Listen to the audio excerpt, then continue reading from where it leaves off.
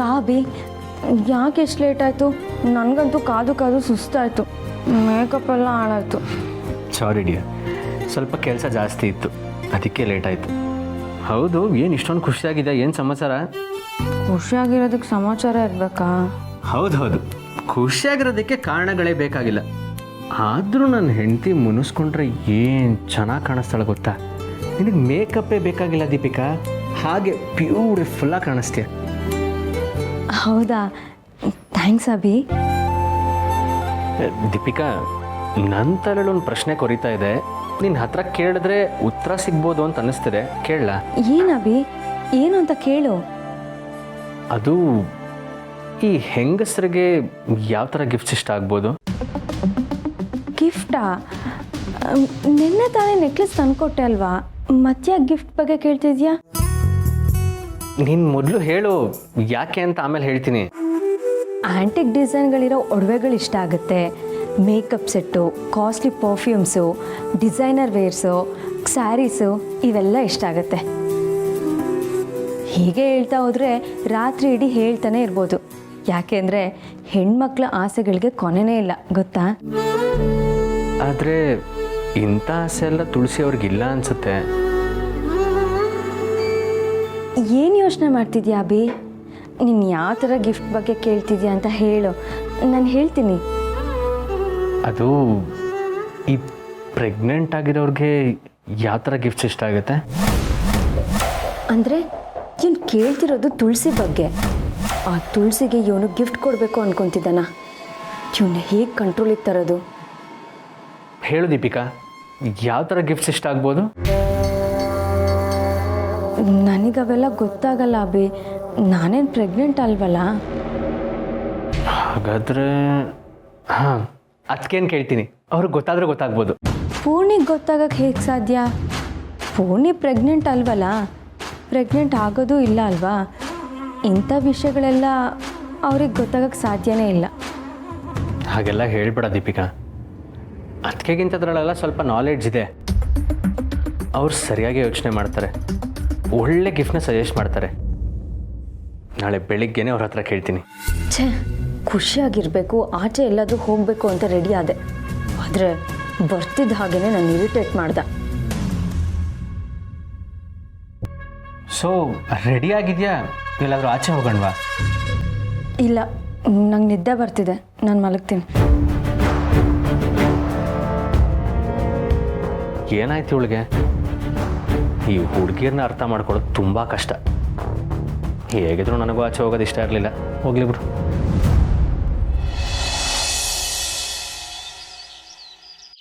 ಮನುಜ, ಮನುಜ,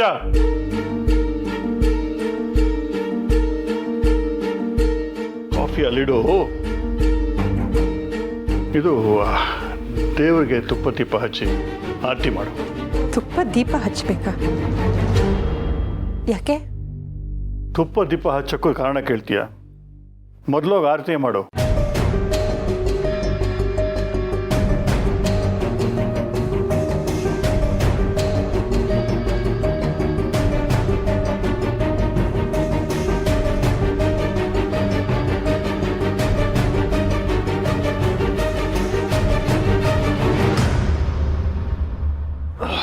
ಮನುಜ, ಬೇಗ ರೆಡಿ ಆಗ್ಬಿಡು, ಆಚೆ ಹೋಗ್ಬೇಕು. ಒಂದು ಇಂಪಾರ್ಟೆಂಟ್ ಕೆಲಸ ಇದೆ. ಆಚೆ ಹೋಗೋದ? ಎಲ್ಲಿಗೆ?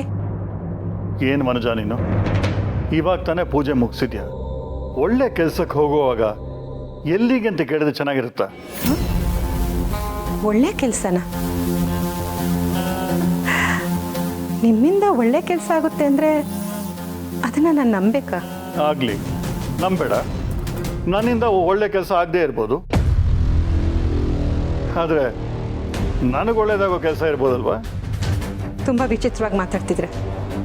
ನಾವು ಎಲ್ಲಿಗೆ ಹೋಗ್ತಾ ಇದ್ದೀವಿ ಅಂತ ಹೇಳ್ತಿದ್ರೆ ನಾನು ಬರಲ್ಲ. ಈ ನಿನ್ನ ಗಂಡನ ಮೇಲೆ ನಂಬಿಕೆ ಇಲ್ವೋ ಅಂದರೆ ನಾನೇ ನಿನ್ನ ಕಾಡಿಗೆ ಕರ್ಕೊಂಡು ಹೋಗ್ತೀನ. ಇನ್ನೊಂದು ಸ್ವಲ್ಪ ಹೊತ್ತಲ್ಲಿ ನಿಂಗೆ ಗೊತ್ತಾಗತ್ತೆ. ಬೇಗ ರೆಡಿ ಆಗ್ಬಿಟ್ಟು ಬಾ.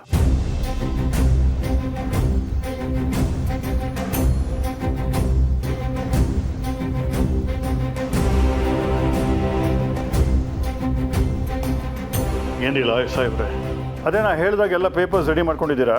ಸೊ ಅದ್ರಲ್ಲಿ ಯಾವುದೇ ತೊಂದರೆ ಇರಕೂಡ್ದು. Make it very clear.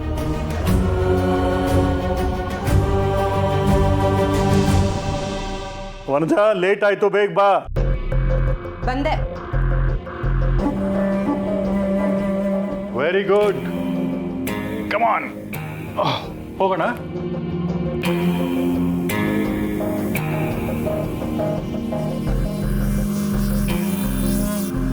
ಇವ್ರು ಯಾಕೆ ಹೀಗೆ ನಡ್ಕೋತಿದ್ದಾರೆ?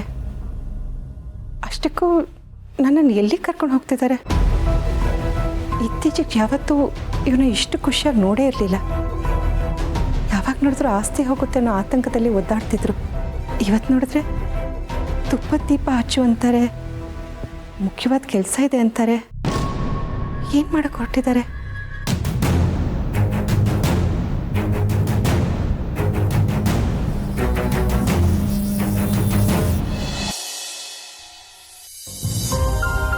ಅದಕ್ಕೆ ಏನು ಮಾಡ್ತಿದ್ದೀರಾ? ಟೀ ಮಾಡ್ತಾ ಇದ್ದೀನಿ, ನಿಂಗೆ ಸ್ವಲ್ಪ ಕೊಡ್ಲಾ? ಅಯ್ಯೋ ಕೇಳ್ತಿರಲ್ಲ ಅದಕ್ಕೆ, ನೀವು ಮಾಡೋ ಟೀನ ಬೇಡ ಅಂದರೆ ನಾನು ದಡ್ಡ ಆಗ್ತೀನಿ. ಟೀ ಮಾಡಕ್ಕೆ ನಾನು ಹೆಲ್ಪ್ ಮಾಡಲಾ? ಅದೆಲ್ಲ ಏನು ಬೇಡ, ಆದರೆ ಸಾಹೇಬರು ಅಡುಗೆ ಮನೆ ತನಕ ಬಂದಿದಾರಲ್ಲ, ಅದ್ಯಾಕೆ? ಅದೇ ಅದಕ್ಕೆ ನಿಮಗೆ ಟೀ ಮಾಡೋದಕ್ಕೆ ಹೆಲ್ಪ್ ಮಾಡೋಣ ಅಂತ ಬಂದೆ. ಇದು ಸುಳ್ಳು ಅಂತ ನನಗೆ ಗೊತ್ತು, ಈ ಸುಳ್ಳುಗಳನ್ನ ನಂಬಲ್ಲ ಅಂತ ನಿನಗೂ ಗೊತ್ತು.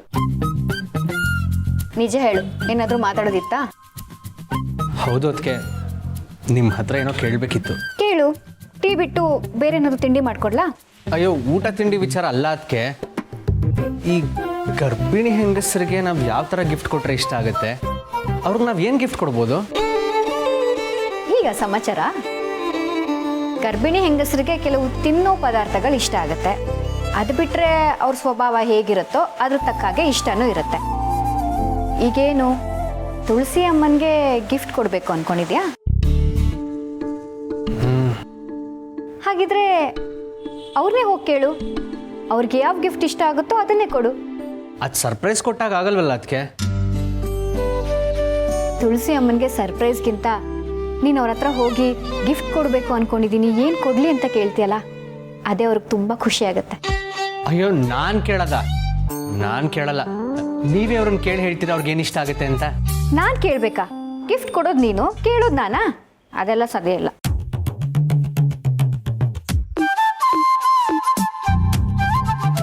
ಒಂದು ಕೆಲಸ ಮಾಡು, ತುಳಸಿ ಅಮ್ಮನಿಗೆ ಏನು ಇಷ್ಟ ಆಗುತ್ತೆ ಅನ್ನೋದು ಸಮರ್ಥ ಗೊತ್ತಿರುತ್ತೆ. ನೀನು ಸಮರ್ಥ ಅವ್ರನ್ನ ಕೇಳಿ ಅವ್ರು ಏನು ಹೇಳ್ತಾರೋ ಅದನ್ನ ತಂದ್ಕೊಡು. ಅದೆಲ್ಲ ಆಗಲ್ಲ ಅದಕ್ಕೆ, ಅವನ ಹತ್ರ ಕೇಳೋದು ನನಗೆ ಇಷ್ಟ ಇಲ್ಲ. ತುಳಸಿ ಅಮ್ಮನಿಗೆ ಗಿಫ್ಟ್ ಕೊಡೋದು ಇಷ್ಟ ತಾನೇ? ಹೌದು, ಅದಕ್ಕೆ ತಾನು ಇಷ್ಟೆಲ್ಲ ಕೇಳ್ತಿರೋದು. ಹಾಗಿದ್ರೆ ಸಮರ್ಥನ ಕೇಳೋದೇ ಒಳ್ಳೆ ಐಡಿಯಾ. ತುಳಸಿ ಅಮ್ಮನಿಗೆ ಇಷ್ಟ ಆಗಿರೋ ಗಿಫ್ಟ್ ಕೊಡಬೇಕು ಅಂದರೆ ಸಮರ್ ಜೊತೆ ಮಾತಾಡೋದು ಒಂದೇ ದಾರಿ. ಯೋಚನೆ ಮಾಡು. ಸರಿ, ಓಕೆ ಅದಕ್ಕೆ, ಥ್ಯಾಂಕ್ ಯು. ಏಯ್, ಟೀ ಬೇಕು ಅಂದ್ಯಲ್ಲೋ? ಅಯ್ಯೋ ನಂಗೆ ಬೇಡ, ತುಂಬ ಕೆಲಸ ಇದೆ. ಇವ್ನು ನಿಜವಾಗ್ಲೂ ಸಮರ್ಥ ಹತ್ರ ಮಾತಾಡ್ತಾನ? ಅಮ್ಮನಿಗೆ ಇಷ್ಟ ಆಗಿರೋ ಗಿಫ್ಟ್ ತರ್ತಾನ? ಈ ಕಾರಣಕ್ಕಾದ್ರೂ ಇವನ್ ಬಿಗುಮಾನ ಬಿಡ್ತಾನ ನೋಡ್ಬೇಕು.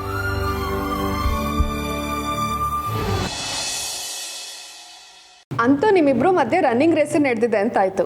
ಆದ್ರೆ ಗೆದ್ದಿದ್ದು ಅಮ್ಮ. ಅಮ್ಮ ಎಲ್ಲರೂ ಮನ್ಸನ್ನು ಗೆದ್ಬಿಟ್ರು. ಅಮ್ಮನ ರೂಮಲ್ಲಿ ನಮ್ಮ ಫೋಟೋಗಳು ಇರುತ್ತೆ ಅಂತ ಎಕ್ಸ್ಪೆಕ್ಟೇ ಮಾಡಿರಲಿಲ್ಲ.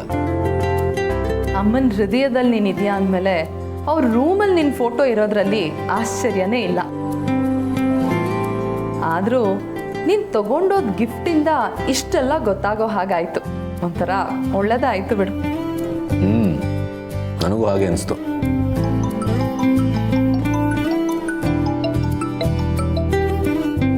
ಹಲೋ, ಹೇಳಿ.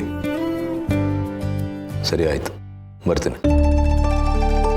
ಏನೋ ತುಂಬ ಕೆಲಸ ಇದೆ ಅಂತ ಅಭಿ ಫೋನ್ ಮಾಡಿದ್ದ, ನಾನೀಗಲೇ ಹೊರಡಬೇಕು. ಸಮರ್, ಒಂದು ನಿಮಿಷ ಇರು. ಅಮ್ಮಂಗೆ ಅಂತ ಪಾಯಸ ಮಾಡಿದ್ದೆ, ಅಮ್ಮಂಗೆ ಕೊಟ್ಬಿಡು, ತಂದು ಕೊಡ್ತೀನಿ.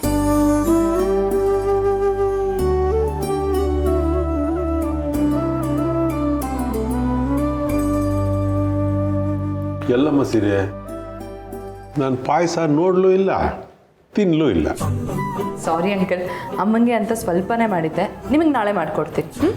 ಸರಿ, ನನಗೆ ಲೇಟ್ ಆಗ್ತಾ ಇದೆ, ನಾನು ಹೊರಡ್ತೀನಿ, ಆಮೇಲೆ ಬಂದು ಮಾತಾಡ್ತೀನಿ.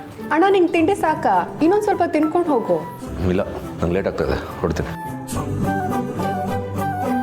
ಅದೇನು ಕೆಲಸನ ಏನು? ಊಟ ತಿಂಡಿನ ಅರ್ಧಂಬರ್ಧಾಗ ಬಿಟ್ಬಿಟ್ಟು ಹೋದ್ರೆ ಇದನ್ನ ಕೆಲಸ ಅಂತಾರೇನಮ್ಮ? ಅದೇ ನನ್ನ ಕೆಲಸ ನೋಡು. ಕೂತ್ಕೊಡನೆ ಹೊಟ್ಟೆ ತುಂಬ ತಿನ್ಕೊಂಡು ಕೈ ತುಂಬ ದುಡ್ಡು ಸಂಪಾದನೆ ಮಾಡ್ಬೋದು. ಅದೇಗ್ ಮಾವ, ಎಷ್ಟು ಸಂಬಳ ಕೊಡ್ತಾರೆ ಅಂತಾನೆ ಗೊತ್ತಿಲ್ಲ ಅಂತಿದ್ರಿ, ಈಗ ನೋಡಿದ್ರೆ ಕೈ ತುಂಬ ದುಡ್ಡು ಅಂತಿದ್ದೀರಾ?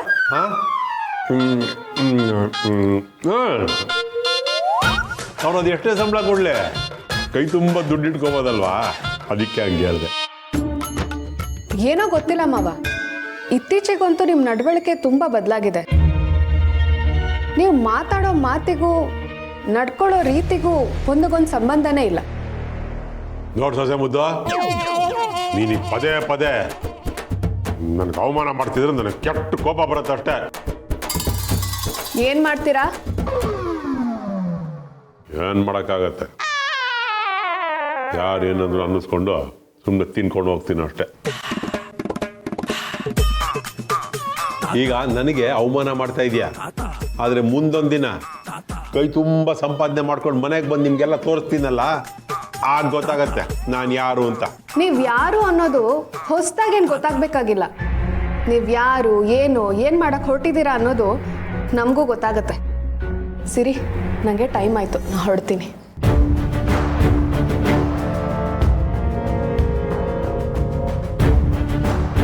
ಮಾವ, ಅದೇನೋ ಹೇಳ್ತಿದ್ರಲ್ಲ, ಕೈ ತುಂಬ ದುಡಿತಿದ್ದೀನಿ ಅಂತ. ಕೈ ತುಂಬ ದುಡಿತಿರೋ ಇಲ್ವೋ ಗೊತ್ತಿಲ್ಲ, ಕಡೇ ಪಕ್ಷ ದುಡಿಯೋದನ್ನ ನಿಯತ್ತಾಗಿ ದುಡಿರಿ. ಯಪ್ಪ ಯಪ್ಪ ಯಪ್ಪ ಯಪ್ಪ ಯಪ್ಪ, ತಾನು ದುಡಿತಿದ್ದೀನಿ ಅನ್ನೋ ಅಹಂಕಾರ ಅಲ್ಲ. ಸಂಪಾದನೆ ಮಾಡೋಕ್ಕೆ ಶುರುವಾದರೆ ಈ ರೀತಿಯೆಲ್ಲ ಅಹಂಕಾರ ಬರುತ್ತೇನಮ್ಮ? ನಾನು ಅವಳಿಗಿಂತ ಸಂಪಾದನೆ ಮಾಡಿಬಿಡ್ತೀನೇನೋ ಅನ್ನೋ ಹೊಟ್ಟೆ ಉರಿ ನನ್ನ ಸೊಸೆ ಮುದ್ದುಗೆ. ಹಾಗೆಲ್ಲ ಏನೂ ಇಲ್ಲ ಅಂಕಲ್. ನೀವು ಇದ್ದಕ್ಕಿದ್ದ ಹಾಗೆ ಕೆಲಸ ಮಾಡೋ ಮನ್ಸು ಮಾಡಿಬಿಟ್ಟಿದ್ದೀರಲ್ಲ, ಅದು ಅವಳ ಕೈಲಿ ನಂಬೋಕ್ಕಾಗ್ತಿಲ್ಲ ಅಷ್ಟೆ. ನೀವು ತಲೆ ಕೆಡಿಸ್ಕೋಬೇಡಿ. ಯಾವುದೇ ಕೆಲಸ ಇರಲಿ, ನಿಯತ್ತಿಂದ ಶ್ರದ್ಧೆಯಿಂದ ಇನ್ನೊಬ್ರಿಗೆ ಮೋಸ ಮಾಡದೆ ನಿಮ್ಮ ಪಾಡಿಗೆ ನೀವು ಕೆಲಸ ಮಾಡ್ಕೊಂಡಿದ್ರೆ ಒಂದಲ್ಲ ಒಂದಿನ ಒಳ್ಳೇದಾಗೇ ಆಗತ್ತೆ. ಥ್ಯಾಂಕ್ಸ್ ಅಮ್ಮ ಸಿರಿ. ಈ ಮನೇಲಿ ನೀನು ಒಬ್ಬಳೇ ನೋಡು ನನ್ನನ್ನು ಚೆನ್ನಾಗಿ ಅರ್ಥ ಮಾಡ್ಕೊಂಡಿರೋದು.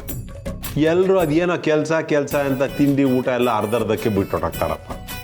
ಈ ಮನೇಲಿ ನಾನು ಪುರ್ಸೊತ್ತಾಗಿದ್ದೀನಿ. ಏನೇನು ಮಾಡಿದ್ಯೋ ಉಳಿದಿರೋದೆಲ್ಲ ನನಗೆ ಬಡಿಸ್ಬಿಡು. ಹೊಟ್ಟೆ ತುಂಬ ತಿನ್ಕೊಂಡು ಸ್ವಲ್ಪ ಹೊತ್ತು ರೆಸ್ಟ್ ತಗೊಂಡು ಆಮೇಲೆ ಕೆಲಸಕ್ಕೆ ಹೋಗ್ತೀನಿ.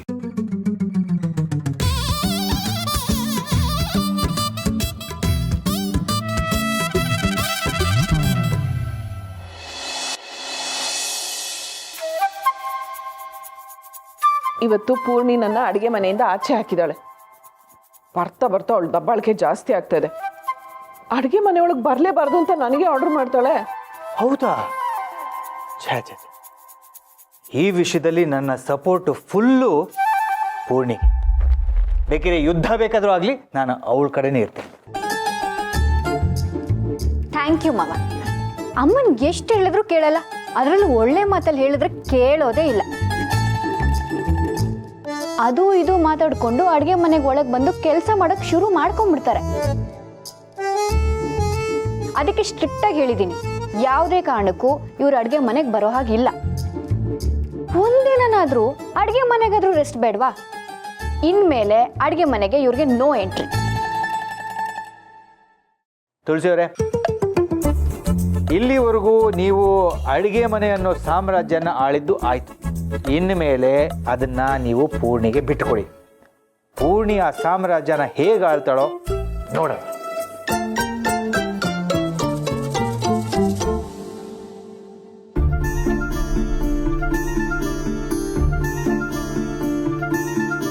ಅಭಿ, ಏನಾದರೂ ಮಾತಾಡ್ಬೇಕಿತ್ತ? ಇಲ್ವಲ್ಲ, ಹಾಗೇನಿಲ್ಲ. ಹಾಗಿದ್ರೆ ಏನಾದರೂ ಬೇಕಿತ್ತಾ? ಟೀ ಬೇಕಿತ್ತ ಅಭಿ? ಅದಕ್ಕೆ ಗೊತ್ತಿದ್ದು ರೇಗಿಸ್ತೀರಾ? ಗೊತ್ತಿದ್ದ ಪೂರ್ಣಿ ಏನು ಹೇಳ್ತದ ಅಭಿ? ಅದನ್ನ ಅಭಿನೇ ಹೇಳ್ಬೇಕು. ಹೇಳಭಿ. ಹೇಳ್ತೀನಿ, ಅದರಲ್ಲೇನಿದೆ.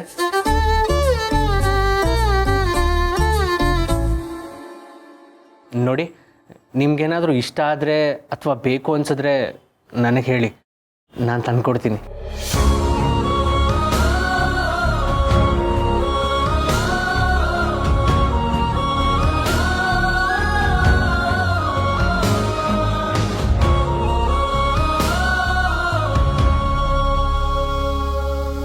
ಏನು ಹೇಳ್ತಿದ್ಯಾ ಅಭಿ? ತುಳಸಿಯವ್ರಿಗೆ ಇಷ್ಟ ಆಗೋದನ್ನ ನೀನು ತಂದು ಕೊಡ್ತೀಯ? ಹೌದು, ನನಗೆ ಹಾಗೆ ಅನ್ನಿಸ್ತಿದೆ, ಅದಕ್ಕೆ ಕೇಳ್ತಾ ಇದ್ದೀನಿ. ನೀನು ಇಷ್ಟು ಹೇಳ್ತಾ ಇದೆಯಲ್ಲ, ನನಗಷ್ಟೇ ಸಾಕು ಅಭಿ. ಸದ್ಯಕ್ಕೆ ನನಗೇನೂ ಬೇಕಾಗಿಲ್ಲ. ಏನಾದರೂ ಬೇಕಿದ್ರೆ ನಾನು ನಿನ್ನೆ ಕೇಳ್ತೀನಿ.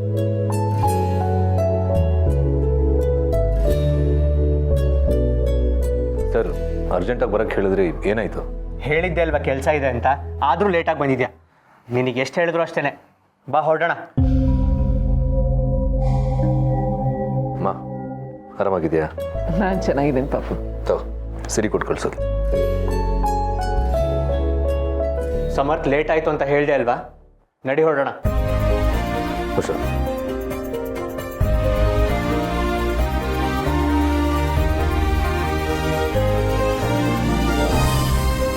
ಇದೇನಿದು ಇಷ್ಟು ಅರ್ಜೆಂಟಾಗಿ ಹೊರಟೆ ಬಿಟ್ರು? ಅಣ್ಣ ತಮ್ಮ ಇಬ್ರು ಏನೋ ಅರ್ಜೆಂಟ್ ಕೆಲಸ ಇದೆ ಅಂತ ಇವತ್ತು ಒಟ್ಟಿಗೆ ಹೋಗ್ತಿದ್ದಾರೆ. ಏನೇ ಮಾಡಿದ್ರು ಇವತ್ತು ಅವ್ರು ನಿಮ್ಮ ಕೈಗೆ ಸಿಗಲ್ಲ. ಕೈಗೆ ಸಿಗಲ್ವಾ? ಯಾಕೆ? ಎಲ್ಲಿಗೆ ಹೋಗ್ತಿದ್ದಾರೆ? ಗಿಫ್ಟ್ ತರಕ್ಕೆ. ಅಭಿಗೆ ಅಮ್ಮಂಗೆ ಗಿಫ್ಟ್ ಕೊಡಬೇಕು ಅಂತ ತಲೆಯಲ್ಲಿದೆ, ಅದಕ್ಕೆ ಇಷ್ಟೆಲ್ಲ ಪರದಾಡ್ತಿದ್ದಾನೆ. ಓ, ಅಮ್ಮನ ಗಿಫ್ಟ್ ಕೊಡಕ್ಕ? ಈಗ ಮನೆ ಸ್ವರ್ಗ ಅನಿಸ್ತಿದೆ. ಮಕ್ಕಳೆಲ್ಲ ಬದಲಾಗಿದ್ದಾರೆ. ತುಳಸಿಯವ್ರ ಮೇಲೆ ತುಂಬ ಪ್ರೀತಿ ಇಟ್ಕೊಂಡಿದ್ದಾರೆ. ನನ್ನೊಬ್ಳ ಮೇಲೆ ಅಂತ ಯಾಕೆ ಹೇಳ್ತೀರಾ? ಮಕ್ಕಳು ನಿಮ್ಮನ್ನು ಅಷ್ಟೇ ಪ್ರೀತಿಸ್ತಾ ಇದ್ದಾರೆ. ಹೌದಲ್ಲ, ನಮ್ಮಿಬ್ರು. ಅಭಿಗೆ ಸ್ವಲ್ಪ ಬಿಗುಮಾನ ಇದೆ. ಆ ಬಿಗುಮಾನ ಬಿಟ್ಟು ನಮ್ಮ ಜೊತೆ ಸಂತೋಷವಾಗಿದ್ದರೆ ನಮಗಷ್ಟೇ ಸಾಕು. ಆ ಟೈಮು ಆದಷ್ಟು ಬೇಗ ಬರುತ್ತಪ್ಪ. ಅಭಿನೂ ಬದಲಾಗ್ತಾನೆ.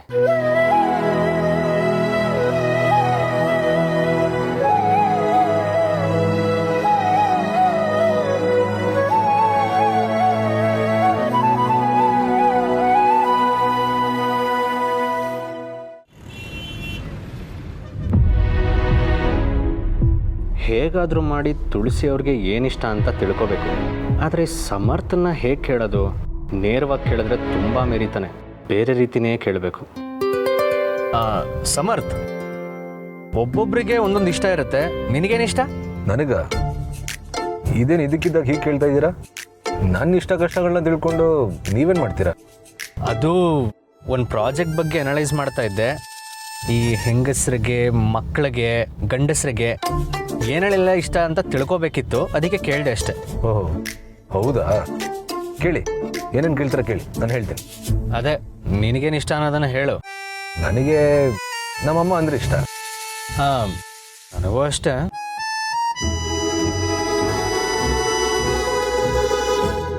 ಏನಂದರೆ? ಅದು ಅಮ್ಮ ಅಂದರೆ ಯಾರಿಗೆ ತಾನೇ ಇಷ್ಟ ಇರಲ್ಲ? ಅಮ್ಮ ಅಂದರೆ ಎಲ್ರಿಗೂ ಇಷ್ಟನೇ ತಾನೇ. ಅದನ್ನು ಬಿಟ್ಟು ಬೇರೆ ಏನಾದರೂ ಹೇಳು. ಫಾರ್ ಎಕ್ಸಾಂಪಲ್, ಡ್ಯಾಡ್ಗೆ ಪುಳಿಯೋಗರೆ ಅಂದರೆ ತುಂಬ ಇಷ್ಟ, ಅವ್ರ ಸ್ಕೂಟರ್ ಕಂಡ್ರೆ ತುಂಬ ಇಷ್ಟ. ಹಾಗೇನೆ ತುಳಸಿ ಅವ್ರಿಗೆ ಏನಿಷ್ಟ? ಅಮ್ಮಂಗೆ ಮಕ್ಕಳಂದರೆ ತುಂಬ ಇಷ್ಟ. ಮಕ್ಳಿಗೋಸ್ಕರ ಏನು ಬೇಕಾದರೂ ಮಾಡ್ತಾರೆ. ಎಷ್ಟೇ ಕಷ್ಟಗಳು ಬಂದರೂ ಸಹಿಸ್ಕೋತಾರೆ. ಮಕ್ಕಳನ್ನ ಪ್ರೀತಿಯಿಂದ ಸಂತೋಷವಾಗಿ ನೋಡ್ಕೋಬೇಕು ಅನ್ನೋದೇ ಅವ್ರಿಷ್ಟ. ಅದೆಲ್ಲ ನನಗೂ ಗೊತ್ತು. ಅದನ್ನು ಬಿಟ್ಟು ಅವ್ರ ಇಷ್ಟಗಳು ಬೇರೆ ಇರುತ್ತಲ್ಲ, ತಂದು ಕೊಡೋ ಅಂಥದ್ದು, ಅಂಥದ್ದೇನಾದ್ರೂ ಇದ್ರೆ ಹೇಳು. ಆಯಿತು, ಅದಕ್ಕೆ ಯಾಕೆ ಇಷ್ಟು ಕೋಪ ಮಾಡ್ಕೋತೀರಾ? ಅವ್ರಿಗೆ ಹಸಿರು ಗಾಜಿನ ಬಳೆಗಳಂದರೆ ತುಂಬ ಇಷ್ಟ. ಅದು ಈಗಿಂದಲ್ಲ, ಆ ಕಾಲದಿಂದನೂ ಅವ್ರಿಗೆ ಹಸಿರು ಗಾಜಿನ ಬಳೆಗಳಂದರೆ ತುಂಬ ಪ್ರೀತಿ. ಆ ಬಳೆಗಳನ್ನ ಏನಾದ್ರು ನೋಡಿಬಿಟ್ರೆ ಹಾಡಿ ಕುಣಿದಾಡ್ಬಿಡ್ತಾರೆ. ಅವರು ಸ್ಕೂಲ್ಗೆ ಹೋಗುವಾಗ ಹಸಿರು ಗಾಜಿನ ಬಳೆಗಳ ಬಗ್ಗೆ ಹಾಡೇ ಆಡಿದ್ರಂತೆ, ಅಷ್ಟು ಇಷ್ಟಪಡ್ತಾರೆ. ಓ ಹೌದಾ? ಇನ್ನು ನನಗೆ ಶೂಗಳು, ಬೆಲ್ಟ್ಗಳಂದರೆ ಇಷ್ಟ ಆಗುತ್ತೆ.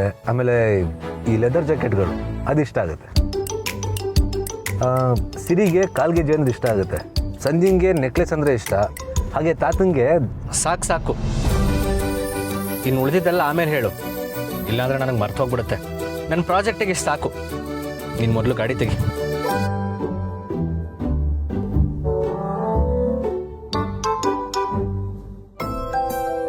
ಅಂತೂ ನನಗೆ ಬೇಕಾಗಿರೋ ಇನ್ಫಾರ್ಮೇಷನ್ ಸಿಕ್ತು. ಹಸಿರು ಗಾಜಿನ ಬಳೆಗಳು